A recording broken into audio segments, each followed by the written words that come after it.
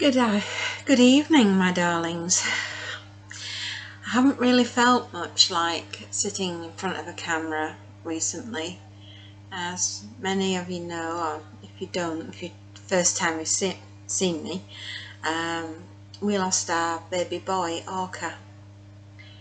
He was such a special boy. We had a wonderful weekend with him the weekend before all this happened. So much so that I took my youngest daughter to see Dune, the second part, because she came down for a birthday, and so one of her treats was the cinema.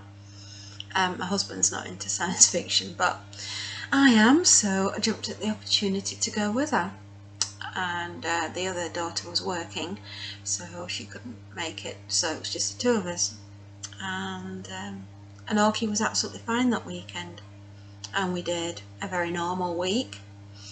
And we got to Friday, and he'd been fighting earlier in the day, and around about tea time he made this terrible howl, horrific. Only an animal in absolute pain would make this noise, and he was just besides himself. So Friday tea time, and that would have been on the 8th of March. We took him to the vets, and we just thought he'd been bitten by another cat. And we were not prepared for the news that the vet gave us. He was taken into the treatment room, and she took some photographs and came back and showed myself and my husband the tumour. It was massive. I have never seen a tumour as big in all my life in a cat's mouth. She told us it was a tumour. She said we could test to see that it was cancerous, a tumour, but she doubted that Orca would survive the anaesthetic. So he had shots of painkillers, and we were given some painkillers, and we took him home with us that Friday night, and they said to have that conversation over the weekend. So the Friday night my husband phoned our youngest and explained what was going on, and obviously she was in tears. Awful. And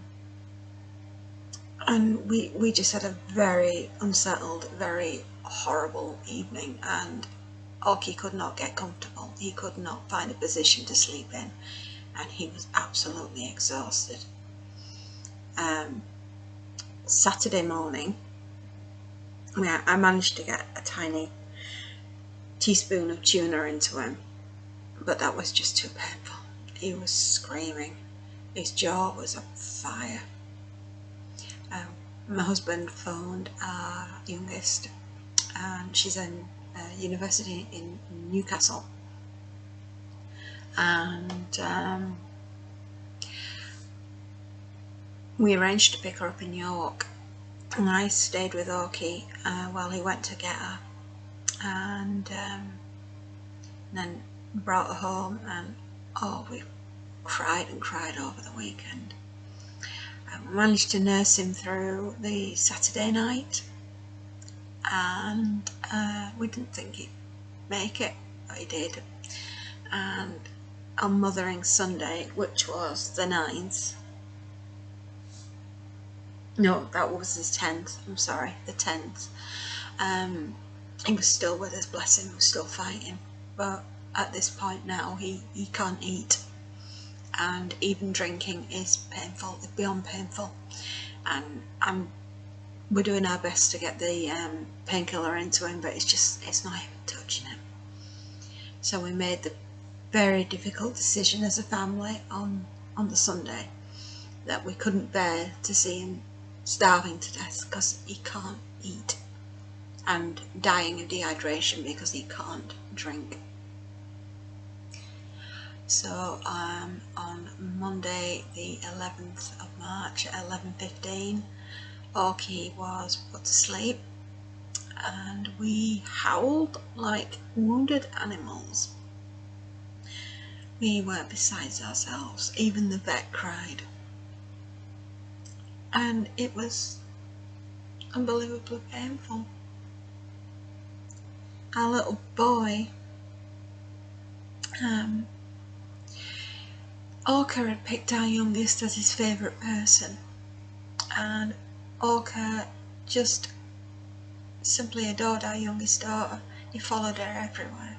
They were like each other's shadow, and to see her crying, and my husband and I couldn't do anything to help. And then the poor girl had to get back on the train and go back to university because she had a lecture that evening at 5 o'clock. And the poor thing, she just was beside herself, and we've all been beside ourselves. We even had him cremated at the local pet cemetery, and we picked his ashes up on, that would be Saturday the 16th of March, and picked his ashes up. And we were just utterly convinced that we were never ever gonna ever get over losing Orca, and I don't think we ever will. And even now, and it's been 2 weeks in a day, and I absolutely, my heart is still smashed to pieces. And I know my little girl is exactly the same. The eldest, although she misses him, it's not been as hard for her because they weren't joined at the hip. My husband has been an absolute pillar of strength for a whole family, but even he has wept because, you know, it was his buddy too. And when you've had someone, he wasn't just a pet, he was part of the family. He was the best boy, the best buddy. He was just so loved. And even now I feel as though a part of our family is missing. He is, and he always will be. So really what I'm saying is death is horrible, and it's okay to grieve because he was a member of the family. And if anybody just turns around and says, but it was just a pet, it was just a cat, he wasn't just a cat. He was our buddy. He was a member of our family, our little boy. And we loved him, and we love him still. And honestly, if love could have saved him, he would have lived forever. In all my life, I have never seen a tumour grow so fast and so aggressively and take the life of our beautiful boy. And Orca will be forever missed. Forever. So give yourself time to grieve. You really need it. Death is not easy. Whether it be your best friend or your partner or a child, it's still a grieve. You still need to grieve. He was part of the family, was Orca, and to me he was our little baby boy, and we did love him, and he was a good little soul.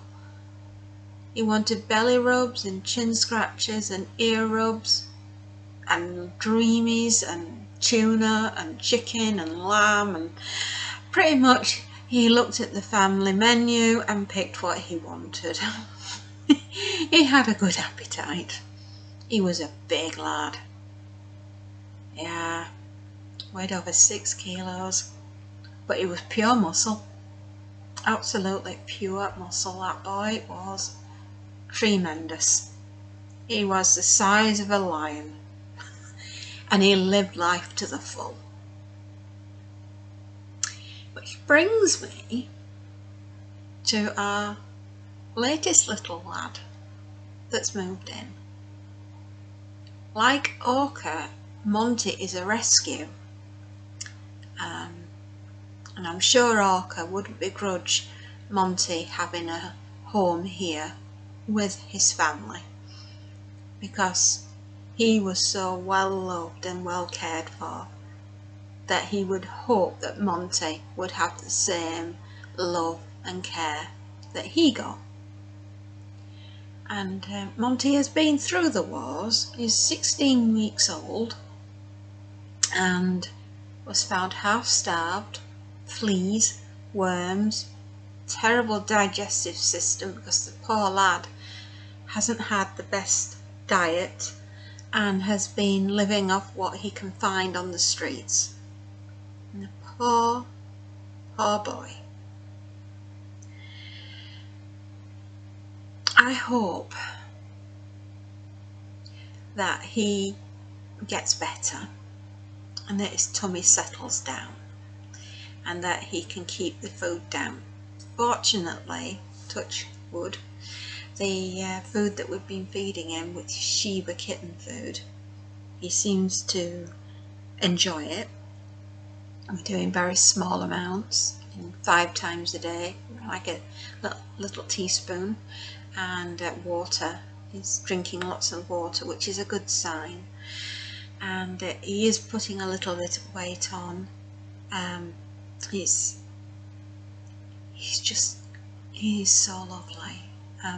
You are going to see a few videos of Monty as I slowly get back into recording my books and novels. As you can appreciate, I haven't felt up to doing book reviews or even reading to that extent. I've just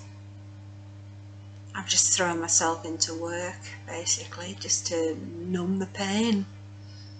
It's whatever gets you through the night, as John Lennon said. Yeah.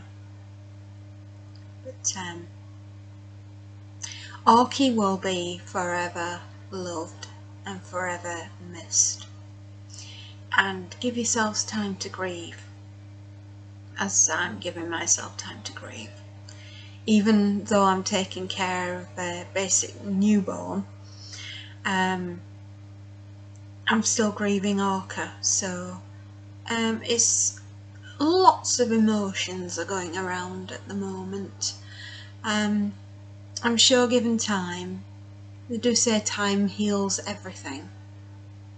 So I'm hoping it will.